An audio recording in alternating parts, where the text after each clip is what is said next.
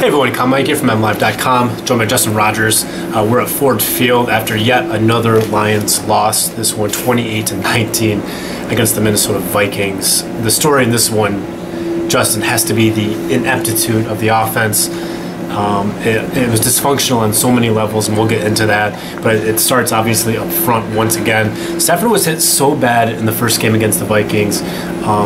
1 sack, 8 hits, 2 more on the sideline. You know, they're coming into this when the Lions talked at length about needing to protect him, how they were better at protecting him, and all these kinds of things. He was hit 13 times today. He was sacked 7 times. It was a poor display, and he was back in the X-ray room after the game, getting looked at on a hand. He thinks he's okay, but I mean, it just starts up front with so much pressure he's taken on. This offense does not even have a chance at this point to have any kind of success. Yeah, Jim Caldwell earlier this week said the Vikings are a type of team that'll make you look stupid at times, and they made the Lions look stupid for about 3 quarters. Yeah. I came away really impressed with the scripted plays the Lions came in today. Yeah. I thought the first 2 drives were about as impressive as you could hope for. Matthew Stafford had perfect quarterback rating, 2 touchdowns, up 14-3, and you're thinking, all right, this is continuing the momentum that they've established the last 2 weeks with their offensive game plan. Disaster after that. Yeah. 7 yards in the second and third quarter, 3 points. Combined, yeah. I think 8 yards in the second quarter, which led to a field goal because they were gifted field position on that one, and then -1 yard. -1 yard for in the third quarter. And that's just ineptitude. As you said, it's a disaster, it's a train wreck, it's embarrassing. And this is, at this point, I think we can comfortably say, a poorly coached football team, top to bottom. Well, particularly on offense, and you're coming out of halftime, right? You should have some kind of adjustment or some kind of thing going on. The first possession from the Lions, 3-0. Okay, happens to everyone, whatever. Next series, they start the second series, 10 men on the field. Talked to Stafford about that. He said Michael Burton was the guy responsible there. You saw him sprinting onto the field late in that play. They had to call timeout because of it. He said Burton was on special teams, didn't get word on the set or whatever, but still, that's a breakdown. That shouldn't happen. On the first play of the drive especially, they called timeout. Coming out of the timeout, 2 guys totally unblocked and hit Stafford and sack him, and then it just speaks to. And then later on that drive, or maybe it was the following drive, a delay of game call. The boos predictably came down here, and it's. I guess Jim Caldwell even used the word for stretches. It was inept. That's going pretty far for Jim Caldwell. He's pretty conservative, but that's where this team is. They can't do anything right offensively. It's not just a lack of execution. I don't want to hear that anymore. It's about coaching. It's about it's on every level with this offense. They can't do anything right. They can't even function. They can't get play calls in. They can't get in their formations. It's a real problem at this point. In 7 games of the season, I have little hope they'll ever figure it out. Yeah, Mike Zimmer is a fantastic defensive coach. He exposed the weaknesses the Lions had up front today. The Vikings adjusted, the Lions did not. I think that's the story of this contest, but I don't want to let the defense off the hook either. I've seen some good things from the defense this season, hasn't been consistent, but again, way too efficient for the opposing quarterback. They came into this contest with the worst passer rating against in the entire league, and then let Teddy Bridgewater have about as efficient a performance as you could possibly have, with 25 of 35, no picks, 2 touchdowns, often wide receivers left wide open underneath. They're letting teams nickel and dime their way down the field, but they're not effective enough on third down to pull that strategy off, and it's just a disaster on all sides of the ball. I guess at least special teams were good today. That's the first time we could say that maybe in a while. I think the first time the Vikings punted was third quarter. Is that right? It might have been the fourth. It was obviously you mentioned how the Lions are getting nickel and dimed. That's kind of how they played last year too. Their strategy was almost to let the safeties play off, prevent the big play, and make teams cobble together these 7, 8, 9, 12 play drives and beat them that way. If they're going to score, they're going to have to run 11 plays to do it. And that worked, because if you give a defense with DeAndre Levy and Ndamukong Suh and all these playmakers that many opportunities to get after a quarterback or after a receiver or whatever, you're going to force fumbles, you're going to force interception, you're going to force big plays. And that was the formula I saw last year. This year, they're kind of the same thing, but they don't have the playmakers. There's no play to be made. They're allowing themselves to be 5 and 10 and 15 yards to death over and over again. Obviously, the big run from Adrian Peterson today hurt them as well. But like, yeah, it's just these long drives, and I think back to Chicago last week, and they won that game, but it was first drive 10 plays, second defensive series 10 plays, third defensive series 10 plays. They're just having a hard time getting off the field at this point. Yeah, and going back to the offensive line, I like the players say they need to do all the time. I need to look at the film to see really what happened, but it's become apparent that coaching's not putting these players in position to succeed regularly.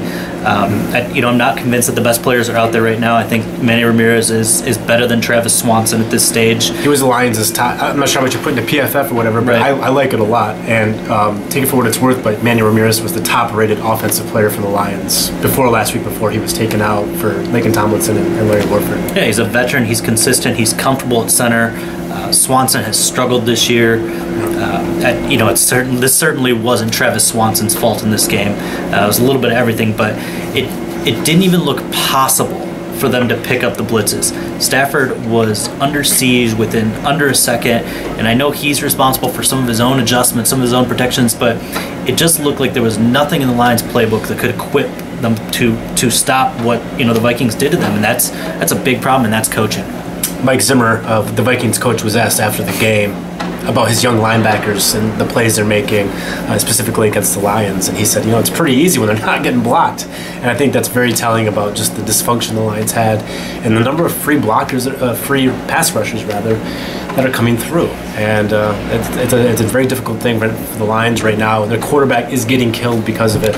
There's an irony to it, I think, of the Lions, Matthew Stafford ending up in the training room getting x-rays the first time they play the Vikings, and then all these weeks later, and they're talking about all the improvement they've made, and he's right back in the x-ray room after the game, and I think he's okay, but obviously that at this rate that might not sustain. And here's the problem: is like where do they go from here? Yeah. It's 1-6. They're going to London. If there was ever going to be coaching changes, it would be after London. But I'm not convinced. Caldwell's still got 2.5 years left in his deal. He's fiercely loyal to his coordinators. And usually, coaching changes don't work. What we're seeing in Miami right now, Dan Campbell is an anomaly. Yeah. They're fired up and playing really well for that coach, but that's not normal. It's not a reason to do it, but something needs to be changed. Changes are going to come at the end of the season. I firmly believe that. Me too. But how long do you want to delay the inevitable if they're going to be 1-7 at the bye? Yeah, I've always believed that barring something catastrophic, I think Caldwell survives. I think he has a good chance to survive this whole thing anyway, because if you remove Caldwell, the front office, whatever, you're talking about a long-term rebuild, and I'm not sure that's something the Lions are interested in with Calvin Johnson already 30 years old. I think there's kind of a time clock on what they're trying to do, so they can make more cosmetic changes with a Lombardi change, a coordinator change, and still have the pieces, the framework in place to make a more immediate push next year. But Caldwell has not been absolved. He has had his own problems in this game. Specifically, I question the decision to go to George Wynn and the fourth and short. So the goal line series there at the end of the game. They're going to Michael Burton and George Wynn. George Wynn was not good enough to be on the Lions up until 7 days ago. Now he's good enough to have an important carry at the goal line in the waning moments of the fourth quarter of a divisional game. I don't get that. I think it's overthinking the situation. You have to go to your best players. And there's another example of the Lions thinking themselves out of the situation that puts their players in the best spots to make plays and to win games. Caldwell had the team so prepared last season. Mm-hmm. It seemed like no matter what situation they got themselves into, there was a calmness, a preparedness for it, and they overcame so many adverse situations. Some of them were fluky and were gifted to them, but they overcame them. This year, this team looks unprepared every single game. Maybe they get off to a little bit of a hot start, but they can't adjust. Yeah. They're inconsistent at adjusting all season long, and I'm not convinced Caldwell survives this season. I think that will largely depend on whether a change is made at general manager. I don't think you could pin Caldwell on the next general manager. I think it's got to be their decision, or you're going to lose the ability to hire who you want. But I don't know. You really could see if this continues on in the way, and let's say they win 3 games or fewer, you can justify firing everyone. You really can, and nobody wants to talk about that. Job loss is a tough subject. It's a tough subject for us to write about, but this is a business that demands urgency. It demands win now, and I'm still going to say it. Despite what we're seeing on the field, there's a lot of talent in this locker room. There's a lot of talent on both sides of the ball. It's not a perfect team. It's not the most talented team in the NFL, but there is talent here to be competing for a playoff spot. If you go 3-13 with that talent, your job does not deserve to be safe. Yeah, and I think some of the, they have largely the same personnel they had last year. Obviously they're losing Ndamukong Suh, which is a huge hit for the defense. But on offense, we talk about all these problems that they have in the offensive line. The offensive line wasn't very good last year, but you saw far fewer unblocked pass rushers. We see this almost every damn game. And why is this happening?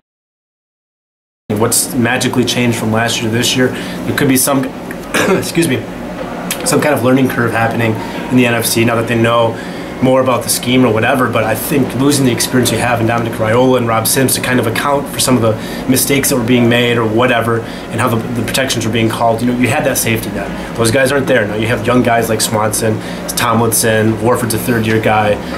There's just not a lot of experience up there as a safety net. We saw Dominic Raiola in the locker room after the game, trying to keep to the side, and I didn't really want to talk or anything, but I just thought that was interesting. It really made me think, man, they weren't very good last year, but at least there was experience, and at least there was somebody putting a set of shoulder pads on these pass rushers, because the times of Matthew Stafford dropping back and turning around and he's got two guys already on him, that's going to get a quarterback killed. And he's your franchise, and you got to protect him, and that's something the Lions simply at this point cannot do, and I don't know if they have any answers. It's week 7.